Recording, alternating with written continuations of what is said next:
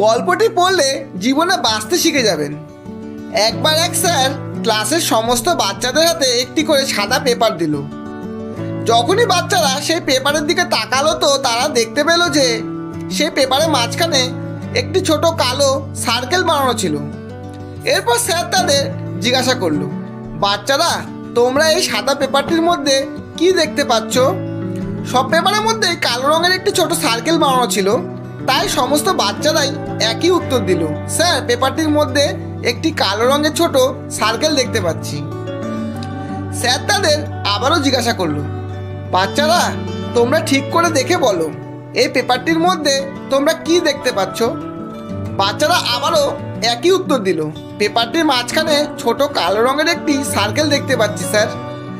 এভাবেই স্যার তাদের 10 থেকে 15 বার একই প্রশ্ন করতে থাকলো, আর প্রত্যেকবারই বাচ্চারা একই উত্তর দিতে থাকলো যে স্যার এই সাদা পেজটির মাঝখানে খালি একটি ছোট কালো সার্কেল দেখা যাচ্ছে। এরপর স্যার বলল, বাচ্চারা আমি তোমাদের এতবার জিজ্ঞাসা করলাম যে এই পেপারটির মধ্যে তোমরা কি দেখতে পাচ্ছ, আর তোমরা প্রতিবারই একই উত্তর দিয়ে গেলে যে একটি ছোট কালো সার্কেল দেখতে পাচ্ছ। কেন তোমাদের সেই ছোট কালো সার্কেলটির বাইরে একটি সাদা রঙের পেজ চোখে পড়ছে না? সত্যি বন্ধুরা, এটাই হয় আমাদের জীবনের সাথে।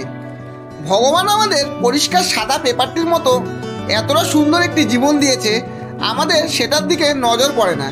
কিন্তু আমাদের এই সুন্দর জীবনে যদি সেই ছোট কালো সার্কেলটির মতো সামান্য কিছু প্রবলেম এসে যায় তো আমরা সেটা নিয়েই পড়ে থাকি, ভাবনা চিন্তা করে থাকি, আর চিন্তা করে মন খারাপ করি। আরে সেই প্রবলেমটা থেকে বেরিয়ে এসে তো দেখো জীবন কতটা সুন্দর, কতটা বিশাল। জীবনে যদি কোনো প্রবলেম এসেও থাকে সেই প্রবলেমের সম্বন্ধে অত না ভেবে তার থেকে বেরিয়ে আসার চেষ্টা করো। তুমি সেই প্রবলেমের সম্বন্ধে যত ভাববে সেই প্রবলেমটি তোমার ততই বাড়তে থাকবে। আর বন্ধুরা এই কথাটি সর্বদা মনে রাখবে, যে মানুষ তার প্রবলেমের সময় হেসে দিয়েছে তার প্রবলেম এমনিতেই সে সময়ই অর্ধেক সমাধান হয়ে গিয়েছে। জীবনে খালি হাসি মুখে কাটিয়ে দিয়ে যাও। প্রবলেমের কি আছে, প্রবলেম তো আসা যাওয়া করবেই। গল্পটি শেষ অবধি শোনার জন্য অসংখ্য ধন্যবাদ।